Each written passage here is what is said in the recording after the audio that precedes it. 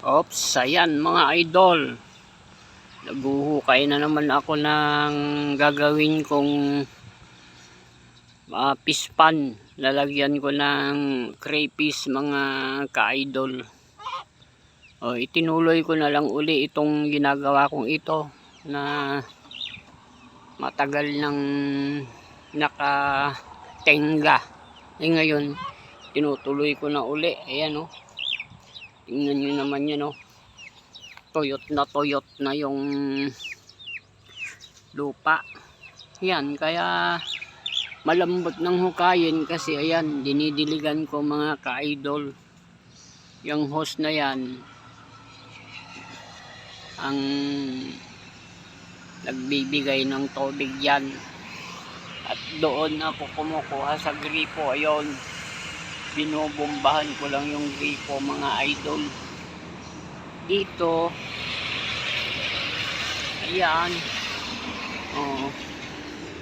kahapon, pangalawang araw ko ngayon, half day lang, madaling araw pa lang hinuhukay ko na. Nagmula ako kahapon dito, ayan, ayun ang natapos ko ng maghapon na madaling araw hanggang alas 8, ganun. Kasi napakainit ng panahon na. Pag sumobra na sa alas 8, sobrang init na mga idol. Ayan. Pero malambot naman hukayin dahil binabasa ko nga. Ayan o. Ayan. Okay mga idol.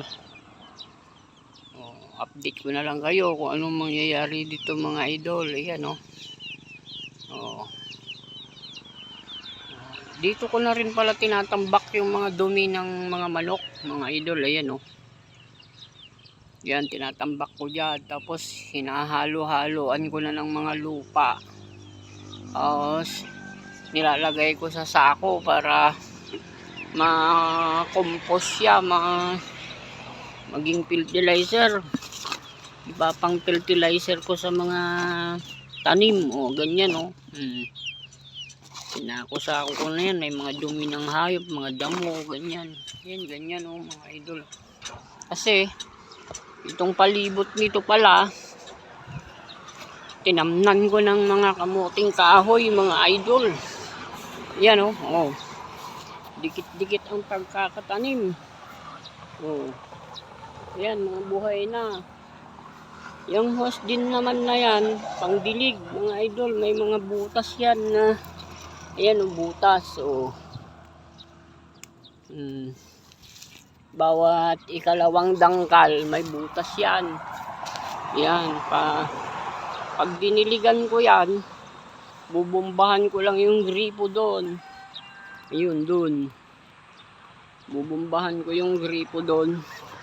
Lalabas na yung tubig dyan sa mga hose na may butas-butas na yan.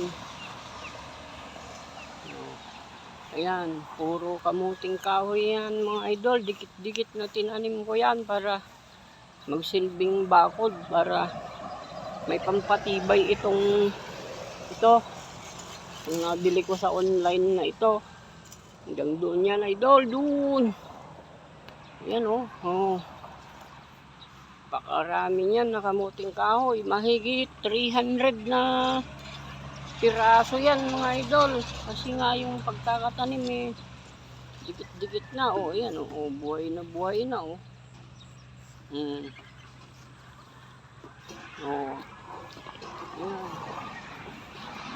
Pinalibutan ko yan.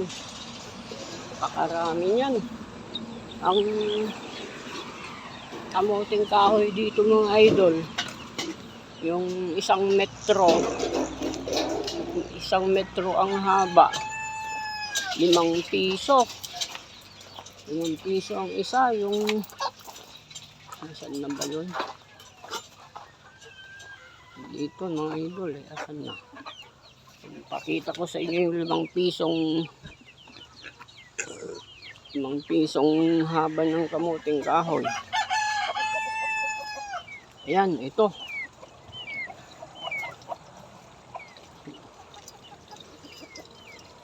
Wala.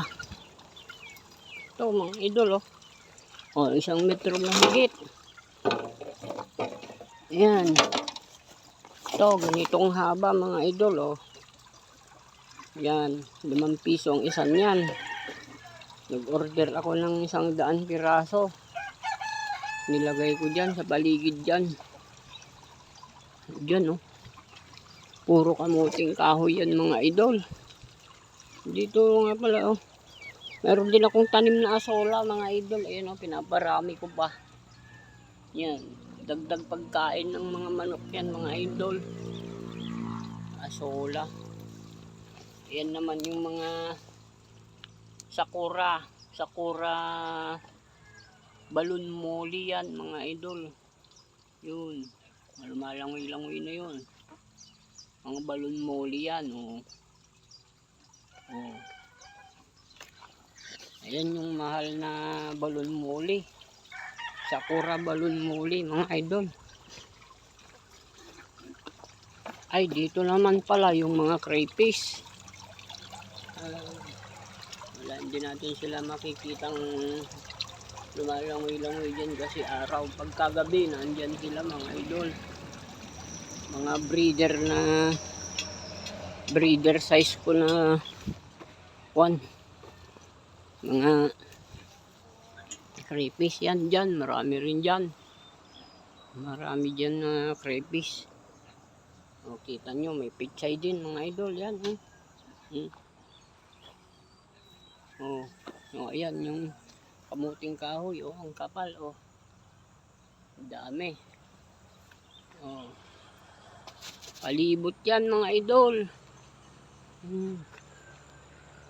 Oh, ito, katuray.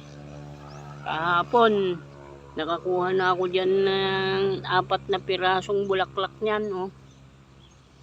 1 dangkal pa lang yan mga idol oh. May bunga na, ay may bulaklak na oh. Kita nyo naman oh, ayan oh.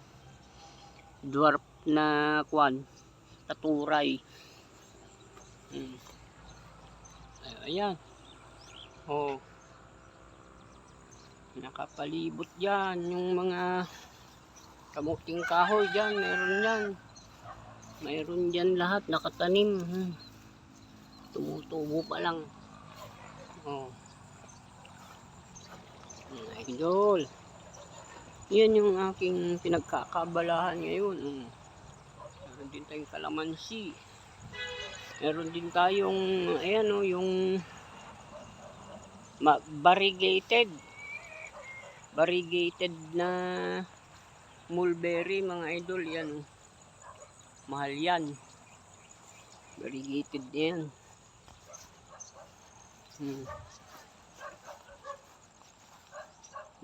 Ayan.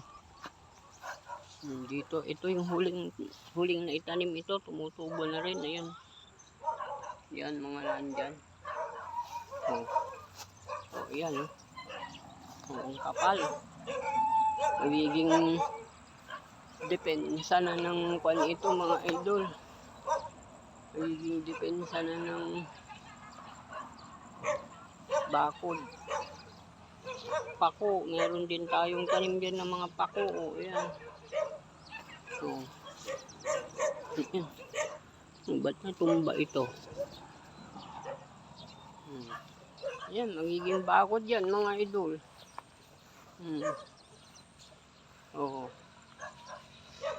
100 pieces na tagi 1 metro. Oh, pinutol-putol ko ng tagi 1 dangkal ang isa.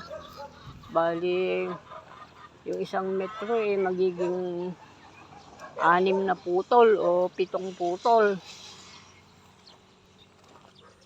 100 divide times mo yun sa 5 sa 100. So, di napakarami mga idol. Oh, okay. Thank you mga idol. Update ko na lang kayo sa mangyayari dito sa pinaggagawa ako rito. Thanks. Maraming salamat sa panonood mga idol. Bye-bye.